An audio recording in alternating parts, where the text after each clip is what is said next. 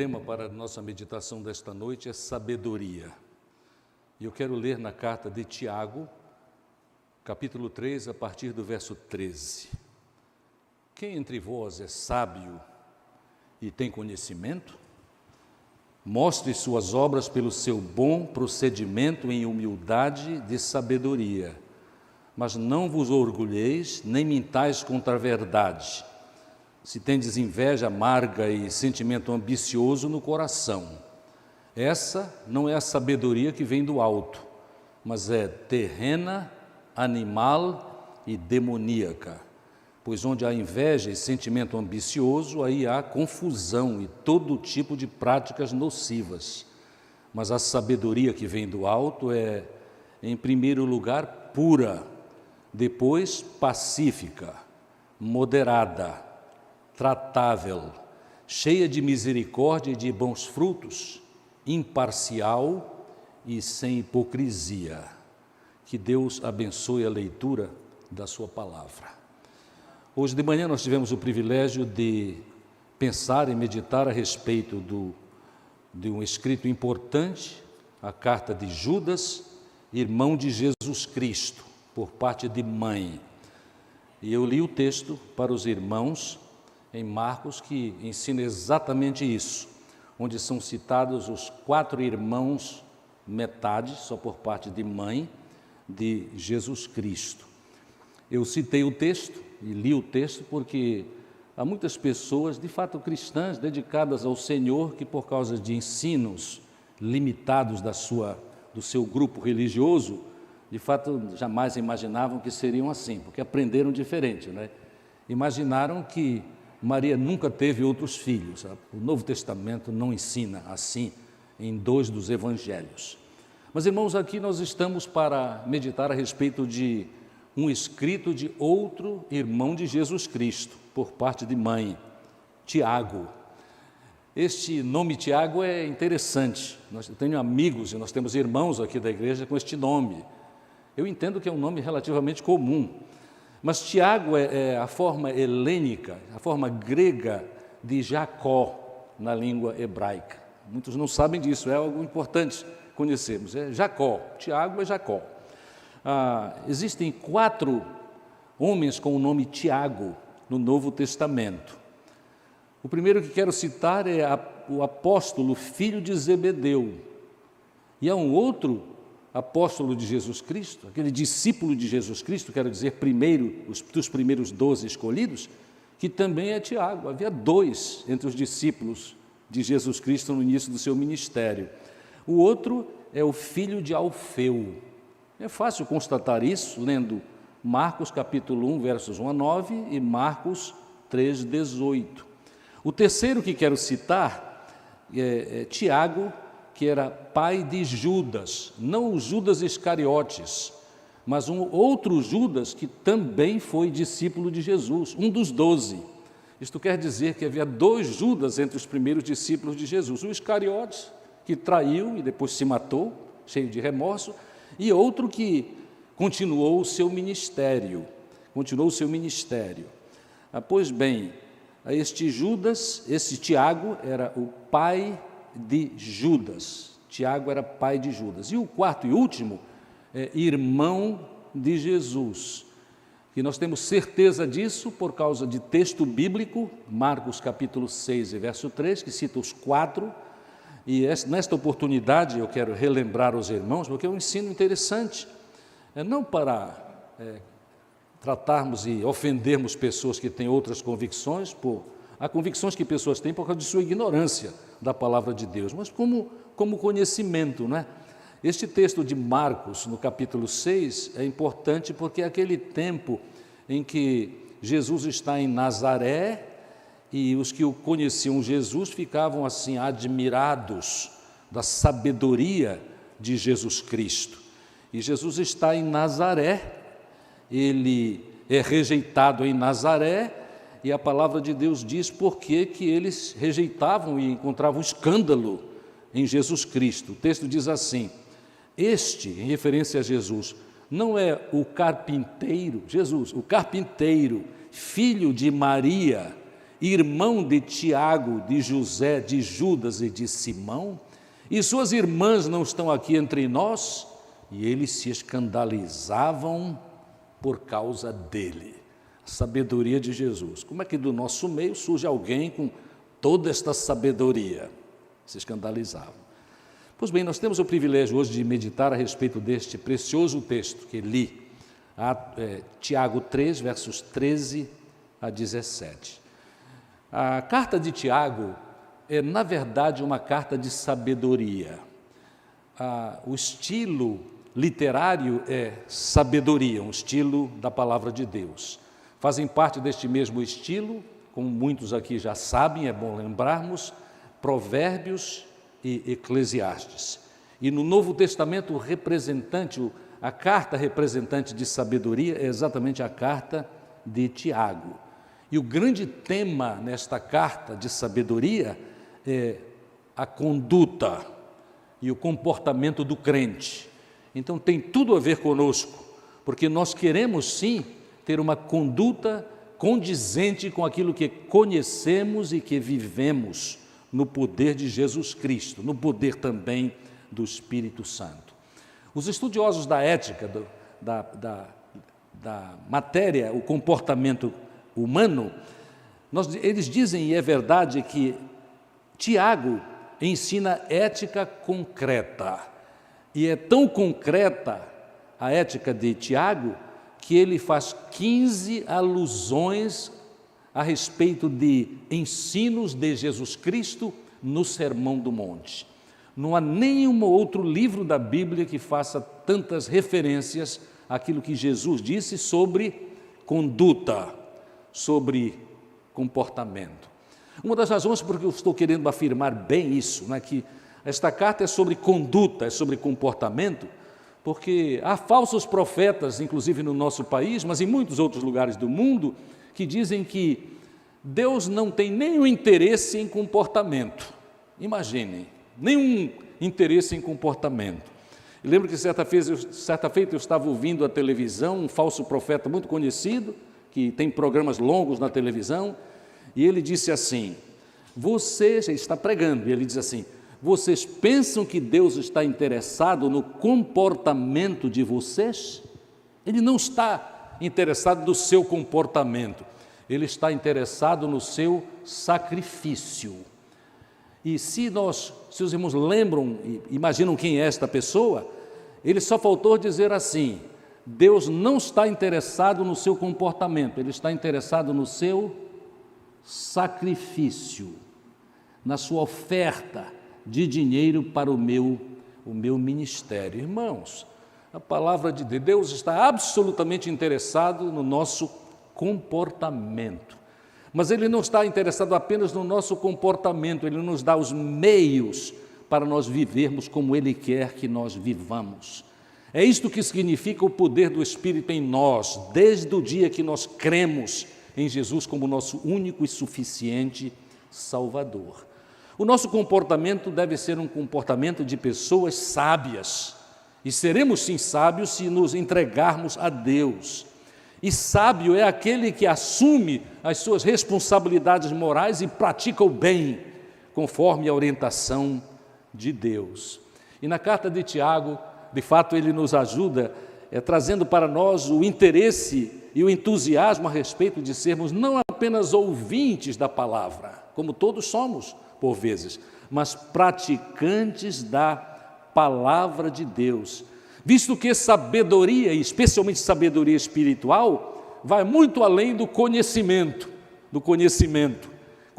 intelectual, conhecimento especulativo às vezes e contemplativo. Não, senhores, a sabedoria, como mesmo Jesus disse, é comprovada por suas obras. Então, mais uma vez nós vemos aqui é Jesus mesmo, Filho de Deus, nosso Salvador, que afirmou em Mateus 11, verso 19, a segunda parte, a parte B, a sabedoria é comprovada por obras. O alvo da busca de sabedoria sempre será experimentarmos a santidade, que a irmã, apresentou um teólogo, é a irmã gêmea do amor. o amor verdadeiro, que é bem apresentado em 1 Coríntios 13, o capítulo do amor no Novo Testamento, onde no verso 4 nós aprendemos assim: o amor não se ufana, isto é, o amor não se orgulha, o amor é humilde. Amados, há muitas expressões na Bíblia a respeito da necessidade de sermos homens, mulheres, jovens, sábios. Eu escolhi 2 textos em Provérbios, que é o outro livro, é um livro do Velho Testamento sobre sabedoria, que apresentam isto. E eu vou citar para os irmãos, são textos bem pequenos. Em Provérbios, no capítulo 14, o primeiro verso, afirma o seguinte: toda mulher sábia, sabedoria, tem sabedoria, sábia, edifica a sua casa, mas a insensata, porém, com as mãos a derruba. A ideia, ela não tem nada a ver com sabedoria, não está interessada nisso.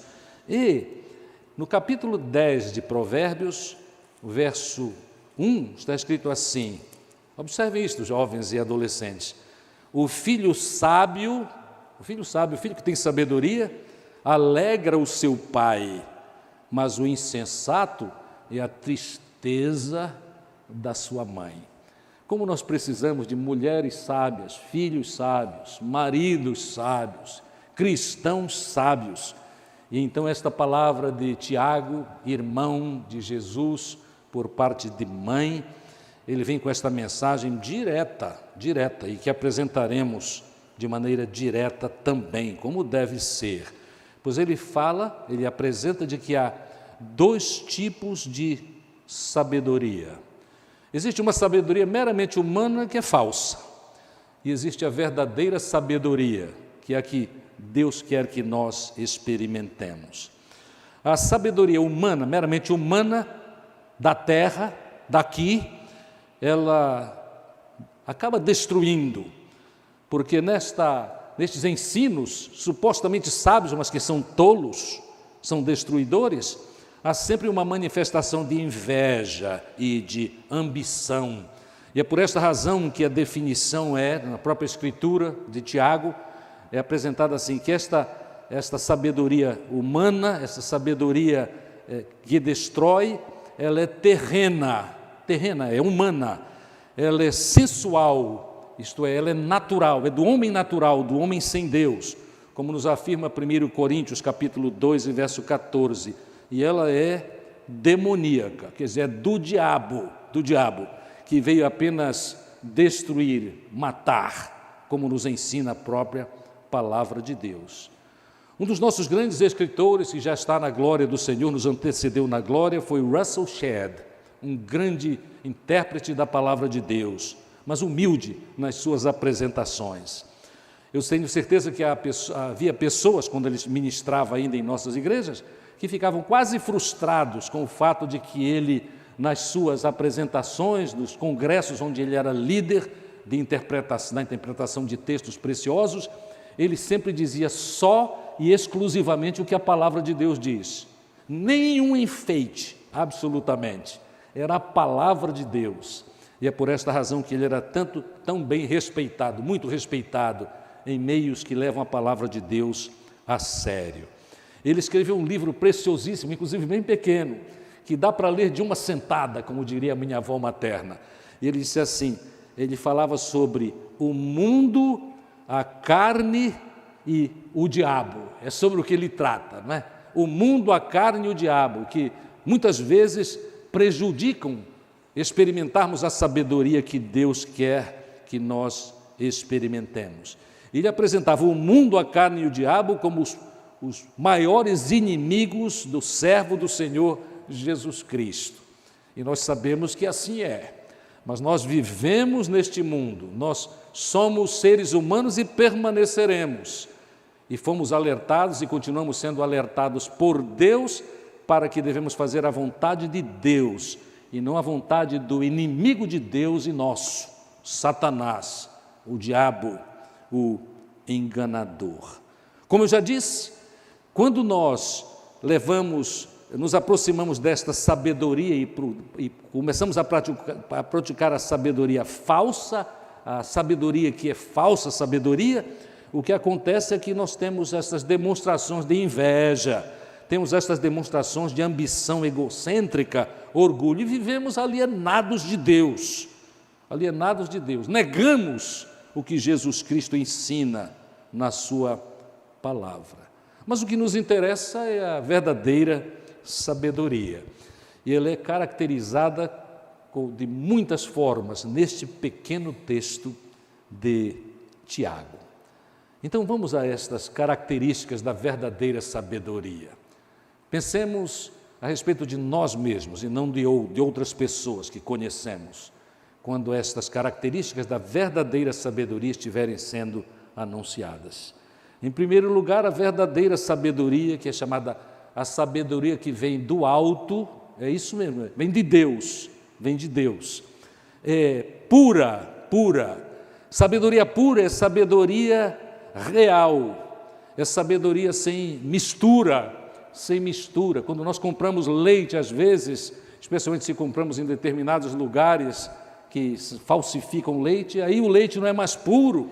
A sabedoria de Deus é a sabedoria pura, não é misturada, não é? E ela, por ser pura, esta sabedoria, deve ser muito desejável por todos nós. A sabedoria, em segundo lugar, é pacífica. A sabedoria de Deus faz com que nós experimentemos harmonia nos nossos relacionamentos. Esta sabedoria nos ensina a ter uma relação harmônica com Deus. Por meio de Jesus Cristo não há mais separação, nós temos ligação direta com o Senhor Deus, mas nos ajuda, isto deve ser e é do nosso interesse, nos ajuda nos nossos relacionamentos horizontais. A sabedoria de Deus é pacífica, ela não fomenta e não mantém intrigas. Quem sabe alguns de nós precisamos pensar um pouco a respeito disso. Quem sabe alguns de nós não chegaremos à conclusão, olha, eu não tenho sido muito sábio porque eu tenho fomentado algumas intrigas, eu tenho mantido algumas intrigas. De fato, eu fico admirado como há pessoas que ainda não descobriram, pessoas do meu relacionamento ainda não descobriram o prejuízo que é nós mantermos intrigas, mantermos ódios na nossa vida, porque o ódio literalmente mata. O ódio mata. Inclusive, eu ouvi uma história muito recente de um amigo que disse, fulano de tal dos Anzóis, meu parente morreu. Aí eu não falei nada, estava ouvindo a história, disse assim, morreu de raiva, é verdade. E aí a história foi contada. Esta pessoa teve uma intriga muito grande com um conhecido, decidiu ir até a casa do conhecido e na rua aquela pessoa praticou algo terrível, algo escandaloso, começou a gritar fora de si. E alguém disse, olha, vá para casa, acalme o seu espírito, isso ainda vai matá-lo. E aconteceu 3 dias depois. Mas a sabedoria que vem do alto, que nós queremos experimentar, produz harmonia, não fomenta, não mantém intrigas e desavenças. Não nos leva às disputas de poder, às buscas de poder. Isto é tão comum no mundo em geral. Mas a terceira qualidade da sabedoria, que vem de Deus e está à nossa disposição, é que a sabedoria é moderada. Isto é, a sabedoria é cordata. A sabedoria se manifesta em experiências de paciência. Paciência é suportar as incoerências. Há incoerências tantas vezes na nossa própria vida, mas há também na vida daqueles com quem nós nos relacionamos. E a sabedoria que vem de Deus e que podemos experimentar se nos entregarmos a Ele, nos ajuda a sermos controlados.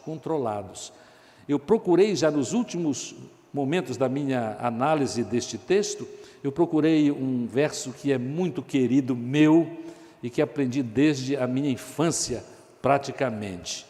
Eu posso citar para os irmãos na versão que está no meu coração, mas posso também ler na Bíblia no capítulo 16 e no verso 32, que é bem direto sobre esta questão de moderação, paciência, para suportarmos essas incoerências. Aqui, no caso, especialmente incoerências nos nossos relacionamentos, com as pessoas com quem nos relacionamos. Diz assim: quem tem paciência é melhor do que o guerreiro. Ouçam esta. Quem tem paciência é melhor do que o guerreiro. Quem tem domínio próprio é melhor do que aquele que conquista uma cidade. Eu não contarei toda a história, mas a minha vida foi salva uma vez de um crime que alguém cometeria contra mim, porque eu me lembrei deste texto. Quem tem paciência é melhor do que o guerreiro, e quem tem domínio próprio é melhor do que aquele que conquista uma cidade. E um outro texto que veio quando eu tive essa experiência muito dramática, difícil mesmo, foi aquela de que a palavra branda desvia o furor, mas a dura aumenta a ira. Eu tenho ensinado este princípio para muitos, porque, sem dúvida, eu fui marcado por aquela experiência que tive há muitos anos atrás. Quem tem essa sabedoria moderada, não ameaça. A outra característica, a quarta característica que está no texto, é que a sabedoria que vem do alto é tratável.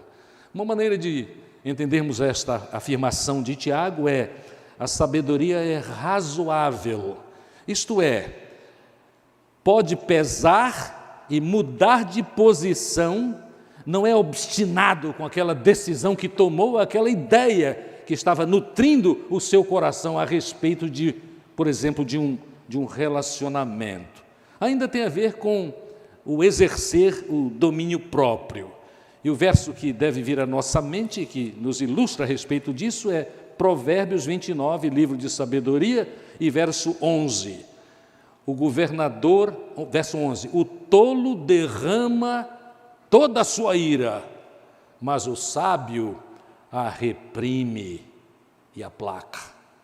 O tolo se expressa a sua ira, mas o sábio é diferente, ele reprime, ele guarda. E há sofrimentos quando nós guardamos, mas vale a pena. Os resultados são muito especiais, porque nós nos tornamos exemplo de pessoas sábias, e isto é um privilégio muito grande numa sociedade tão sem Deus e sem esperança como é a nossa. A quinta característica da sabedoria que é do alto é que a sabedoria é cheia de misericórdia e de bons frutos. Cheia de misericórdia e de bons frutos. O misericordioso é aquele que é uma palavra boa para esta misericórdia, é cheio de compaixão. A verdadeira sabedoria é cheia de compaixão. Quem tem compaixão sente, é empático ou empática com a pessoa que sofre, mas não apenas sente, não é? No coração, fica com pena daquela pessoa. A pessoa age mediante este entendimento de que o outro tem grandes necessidades. E sem dúvida o exemplo muito especial nas Escrituras da história de Jesus Cristo sobre o bom samaritano. Nós todos lembramos, eu creio, esta história, não é?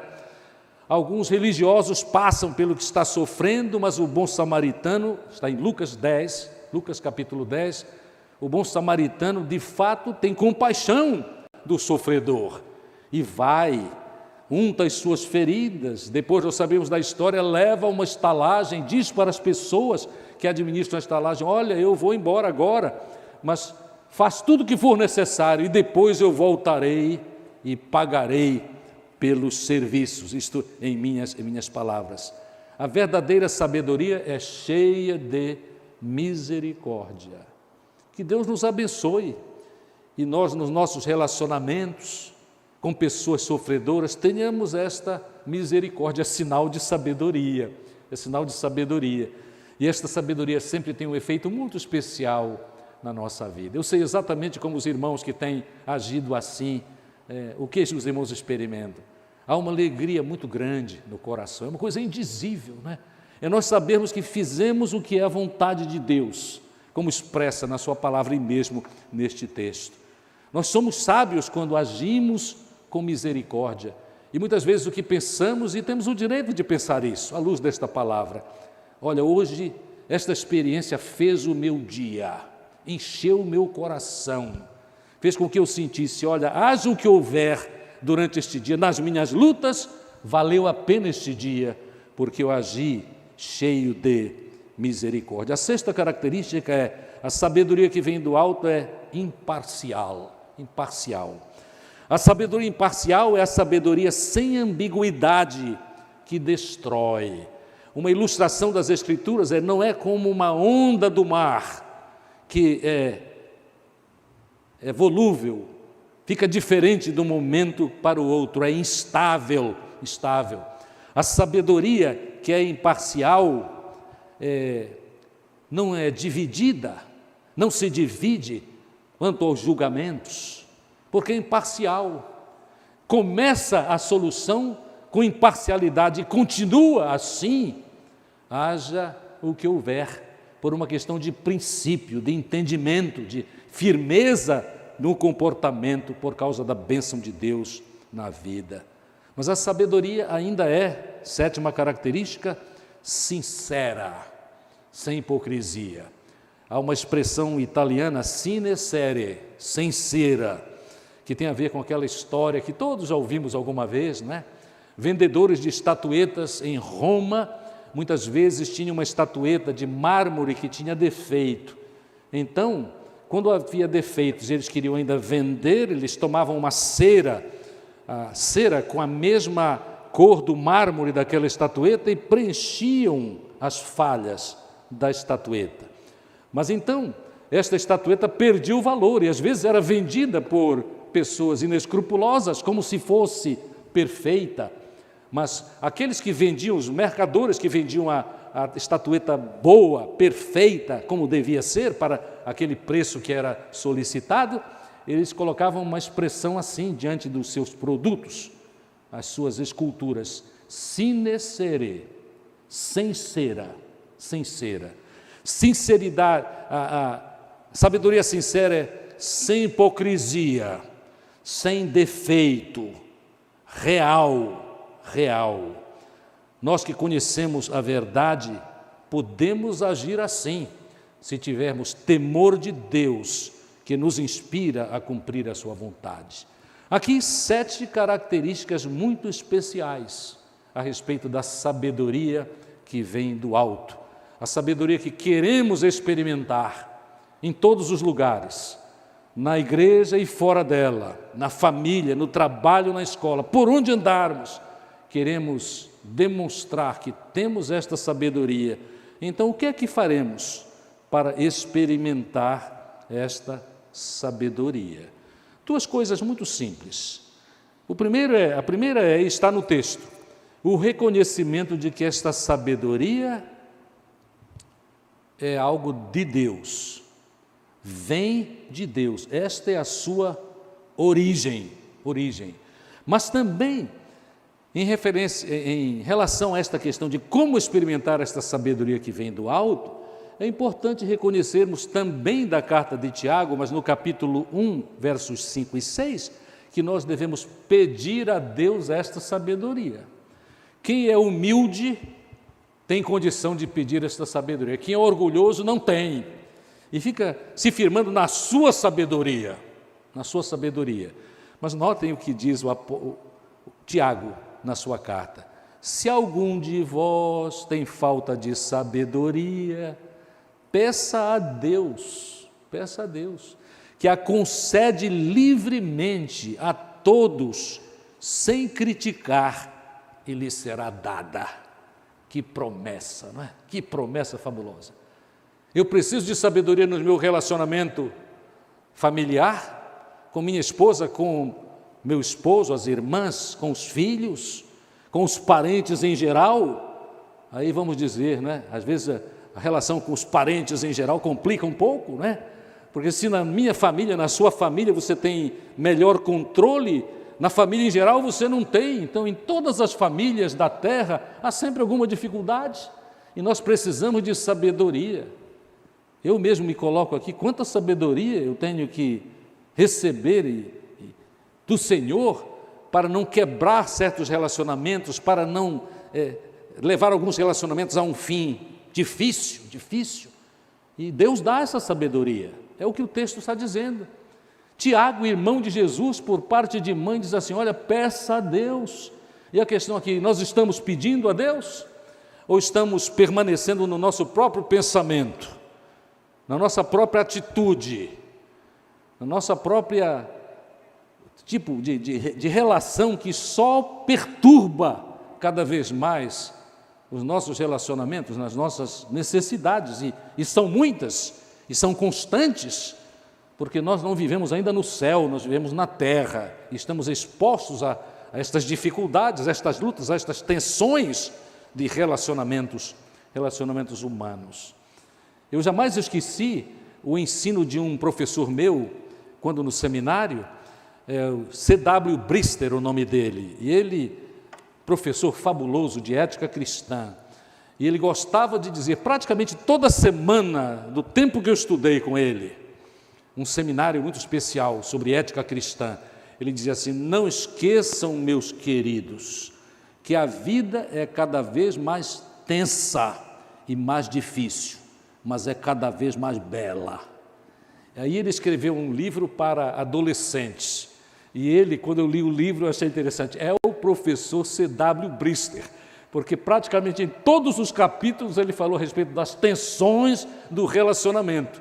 E como estava falando para adolescentes, naturalmente ele falou tudo o que precisava falar, não é? Ele estava dizendo: olha, adolescentes, lembrem, a vida agora parece difícil, vai ficar mais difícil ainda. Portanto, tenham sabedoria. A vida é cada vez mais tensa, mas a vida é cada vez mais bela. Mas sabe quando é bela? Quando nós temos sabedoria que vem do alto. Aí nós vamos adquirindo estas características e vamos nos parecendo, esta que é a finalidade, vamos nos parecendo cada vez mais com Jesus, que em suas atitudes era puro, pacífico, moderado, e tudo que tenho citado aqui. Sim, se a sabedoria do alto tem estas características como apresentadas por Tiago, e tem, estas características são as características de Deus, na sua expressão humana, na pessoa de Jesus Cristo, que continua sendo naturalmente Deus conosco. Sim, porque Cristo é a sabedoria personificada. Cristo é a sabedoria personificada. O apóstolo Paulo vem ao nosso socorro com o seu texto em 1 Coríntios, capítulo 1 e verso 30. Um texto precioso. 1 Coríntios, capítulo 1 e verso 30, que vou ler.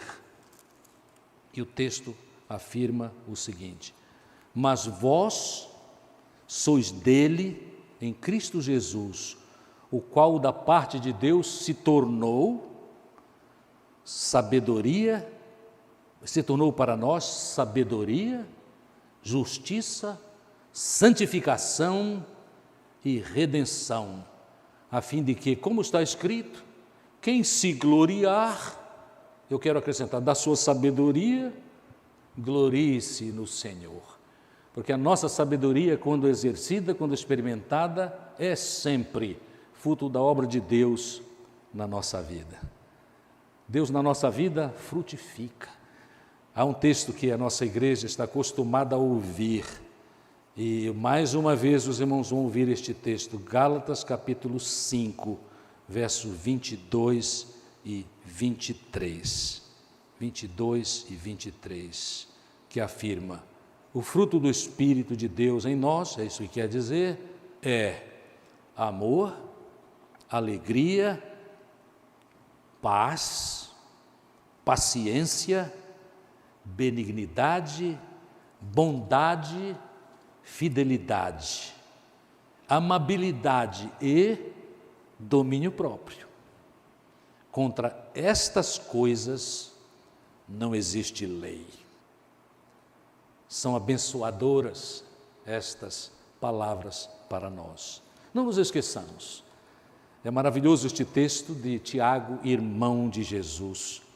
porque ele nos alerta para a necessidade de buscarmos esta sabedoria, personificada por Jesus, para que os nossos dias sejam abençoados, mas que para que possamos abençoar todos os circunstantes na nossa experiência pessoal, para que eles também, por observar a nossa vida, e dizemos isto sem orgulho, porque a obra é do Senhor na nossa vida, possam também desejar ter sabedoria, que os ajude a viver bem, viver em vidas abençoadas e abençoadoras, para a glória e honra do Senhor Jesus. Que Deus nos abençoe e nós cresçamos nesta sabedoria, para que isto se torne um atrativo para aqueles com quem nós vivemos e que nós tanto desejamos que também experimentem o que já estamos experimentando, quem sabe ainda parcialmente, mas estamos crescendo nisso. Experiência de sabedoria no Senhor. Que reconheçamos a importância desta mensagem de Tiago e a apliquemos em nossas vidas. Amém. Amém.